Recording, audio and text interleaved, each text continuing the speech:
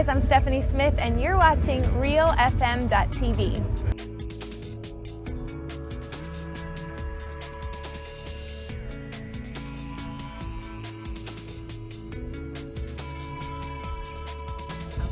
Yeah. Well, I am still one of the newer artists on Goatee Records.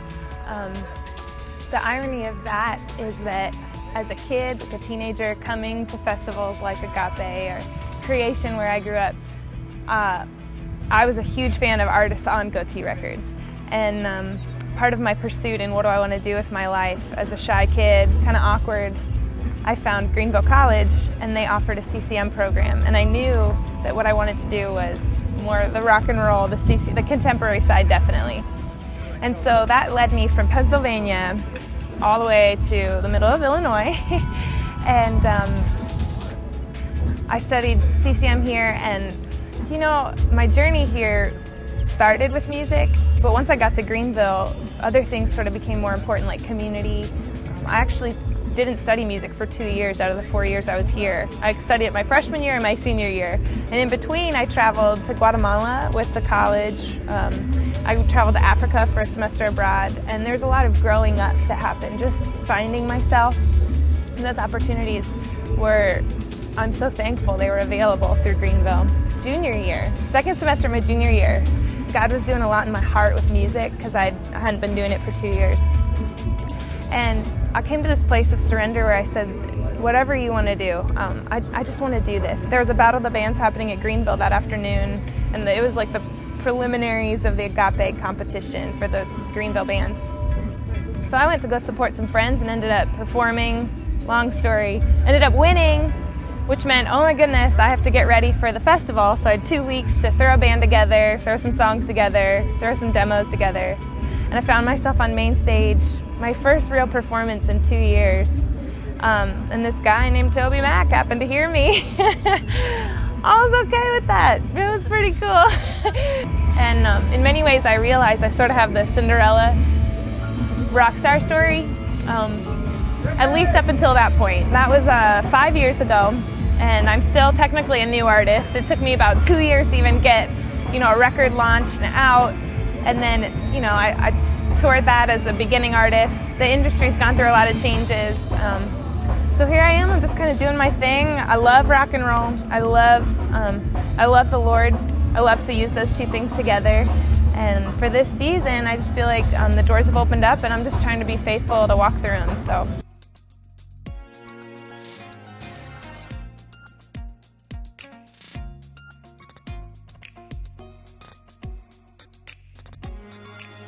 It's really nostalgic for me.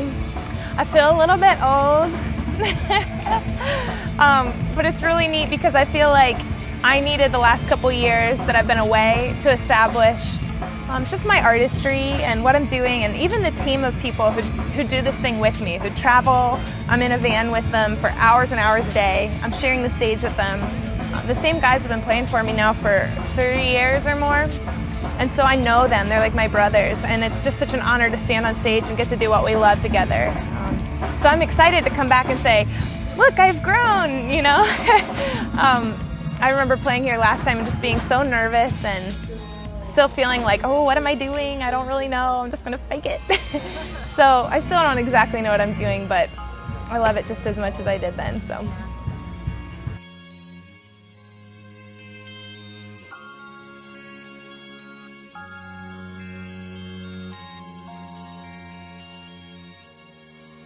Another thing that I've learned, as well as there being so many talented people in the world and not really, it's like, oh, who cares if you have a good voice, in some ways.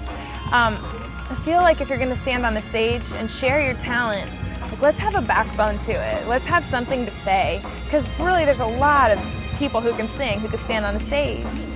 But it's just so, I really take that responsibility seriously. And so for me, some of the organizations I've partnered with has been an organization called Souls for Souls, and their motto is basically get shoes and give shoes. And after spending some time with Greenville College in Africa and Guatemala, I got to see firsthand some of the needs. So now to stand on a stage and play rock star and pretend that doesn't exist would just be wrong to me. So organizations like Souls for Souls have given me an opportunity to challenge my audience to serve and give, as well as a purity ministry called Pure Freedom. They were some just founding people and a ministry in my life as a teen, so it's been neat to get to partner with them as well, and just promoting a lifestyle of purity, not just sexual. Like, I think we get so pigeonholed in that, but that there's a lifestyle that we're called to live purely, and we're bombarded by the media that's saying, I think as Christians sometimes we feel like it's unattainable, but Christ has said that it is, and so we're still called to it. And yeah, so I love to challenge my audience as much as I'm challenging myself. I join them in the struggle. Like, we're stumbling through life. And so I'm not standing on a stage because I've figured anything out. I'm standing on a stage because I want to shed light on something really authentic.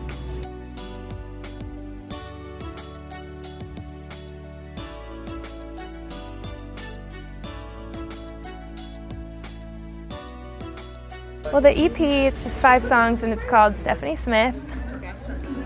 And then the new one, no title yet. We just wrote a really cool song, and I think it's called, we're still titling it, but I think it's called My Surrender. And I don't know if that's kind of got my wheels spinning for a record, so we'll see.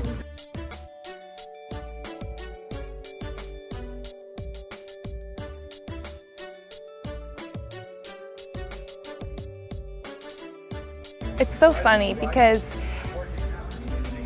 everything I dreamt of laying in bed as a 14-year-old, you know, just kind of daydreaming or thinking about what it would be like to get to live my dream, I've accomplished. And yet I still work part-time. I call myself a part-time rock star. And so it's so funny because I constantly have to reevaluate, like, wait a second, I've accomplished these dreams. Like, I've played in front of over 20,000 people. And I've toured with my childhood idol twice on 2 national tours. And I've done the tour bus thing, and, you know, I've written a book. I'm working on my 3rd record. So all these things, it's like I'm checking them off, and yet it looks so different than the picture written in my head. And so even as I went into college, and even as I signed the papers of a record deal, I thought it would look different.